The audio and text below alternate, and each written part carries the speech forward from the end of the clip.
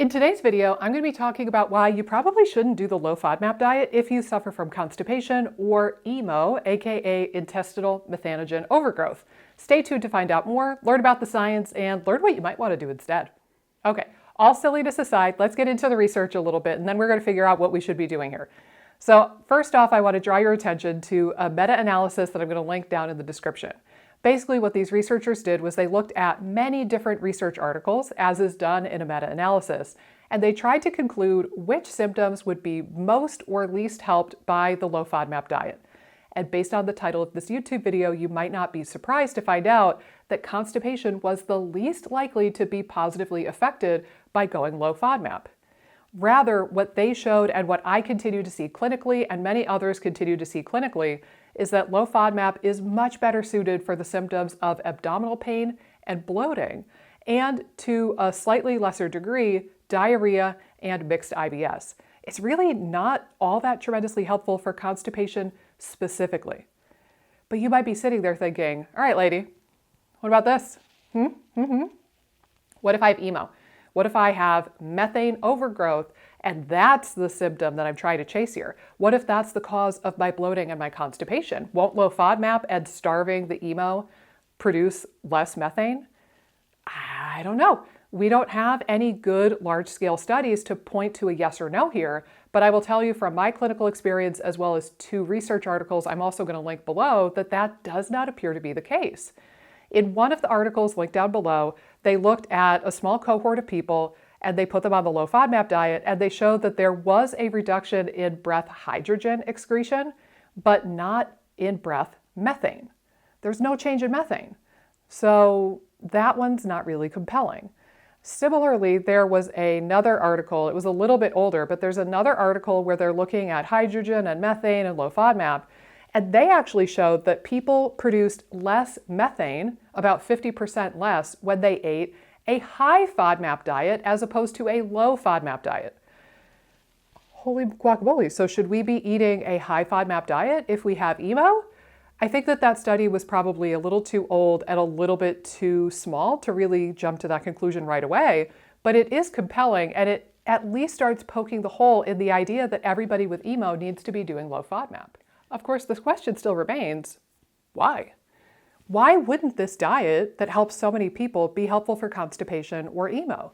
Why would this not be the universal gut health diet?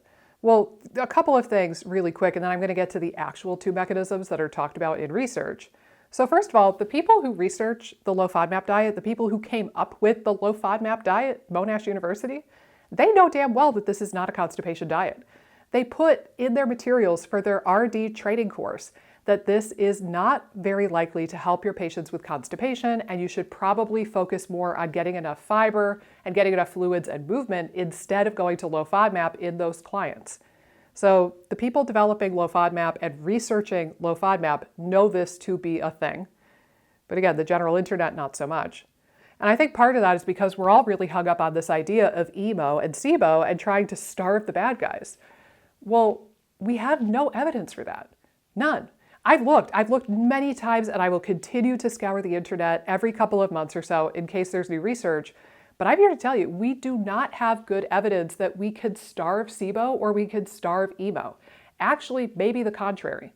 But this has become this weird sort of social phenomenon where we've heard it so many times that now we, including practitioners, largely just take it as truth and we believe it to be true.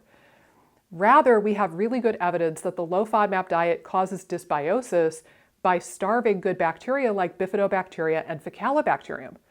And to compound this and make matters worse, we know that the vast majority of Americans do not get enough dietary fiber. 95% of the American public does not get enough dietary fiber, and I see this clinically all the damn time. Then we take a diet that is also known to be lower in fiber and lower in prebiotic, and it's just a recipe for disaster. So that leads me into the first known mechanism of why low FODMAP is probably not suitable for constipation. And it shouldn't be surprising. Fiber.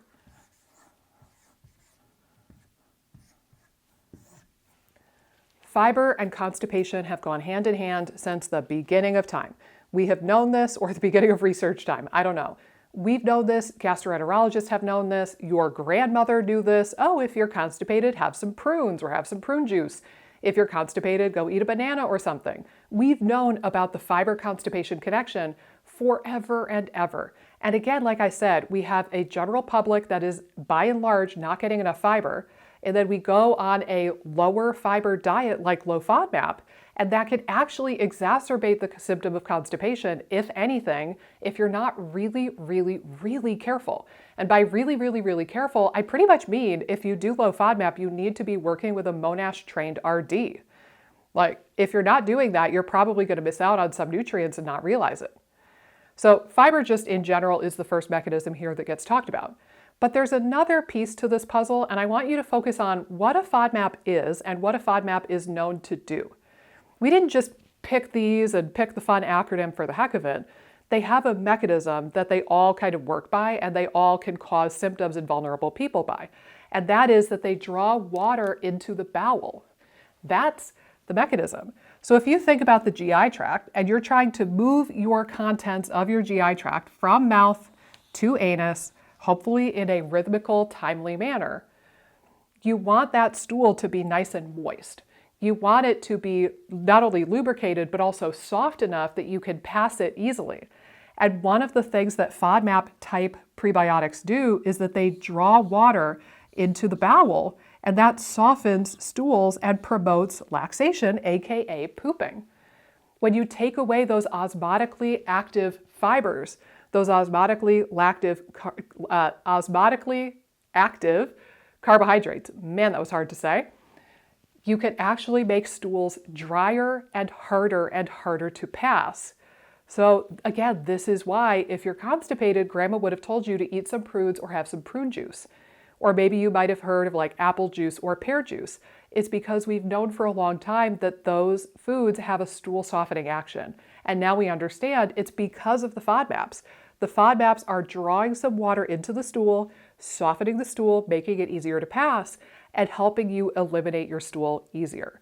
So whether it's just a general low fiber, low roughage, not enough bulk to the stool kind of mechanism, or a mechanism of not softening and moistening the stool enough to promote laxation, either way, low FODMAP and constipation, in my mind, do not go together much at all. Of course, this is the part of the video where I acknowledge that science isn't done yet. The reality is we don't have large-scale studies on this. We don't have really good quality evidence.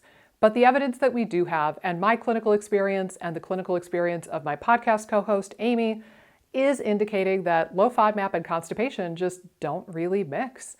There's not a lot of point in using this tool and restricting your diet this much if you have constipation or perhaps even IMO. But maybe that's even beside the point. What if we don't need to hyperfocus on the diagnoses? What if we don't need to hyperfocus on the fancy schmancy tests like the breath test and the GI maps and the stool test and the blood test? What if we could just get back to basics, learn how to listen to our body, learn how to support our health, and let these diagnoses and let these things that are ailing us just kind of fall away? That might seem like a tall order and it might just sound like utter quackery at this point, but I'm telling you that's exactly what happens in FODMAP freedom. The longer I practice and the longer I work with people in this gut health space, the more I realize that the fancy schmancy tests are not helping us as much as we've been led to believe. They might even be leading us astray. And similarly, really restrictive dieting is probably not the answer for most of us. The goal, I think, is to support our health and get us back to a point where we can eat most of the things, but we have the knowledge and the respect and the love for our body that we make healthy decisions most of the time. Now, again, I could go on, but I do want to share, we're just wrapping up the fall cohort of FODMAP Freedom right now. And holy macaroni, guys, like I'm talking, we have people who are diagnosed with IMO. We have people who had constipation and they're pooping like champions. They're eating all the FODMAPs. They found a system that's working for them. They're feeling great. They have hardly any symptoms at all. And it's just such a fun process to watch. And we really built it from the ground up. We started with the things that every human on planet Earth needs to be healthy and happy. And we built up to the fancy schmancy sexy things like mast cells, detoxification and SIBO and IMO and all of that stuff. And it's just such a beautiful process. I would love to see you in FODMAP Freedom sometime in 2024. We're going to be enrolling again for our next cohort in January. If you want to check it out, just go ahead. There's a link down below to join the wait list. All that means is that you're going to be the first to know when we start enrolling again. You get the first opportunity to join, and you get a special bonus gift if you enroll during that first week. And let's see if this is going to be the right fit for you so that 2024 could be the year that you finally say goodbye to IMO or constipation or that lousy restrictive diet. Hey guys, if you like this video, be sure to subscribe, ring the bell, click the like button, and leave a comment down below with the videos that you would like to see me do next. Doing all of those really helps support the channel and support my efforts in making as many videos as possible for you guys. Thanks so much, and I'll see you in the next video.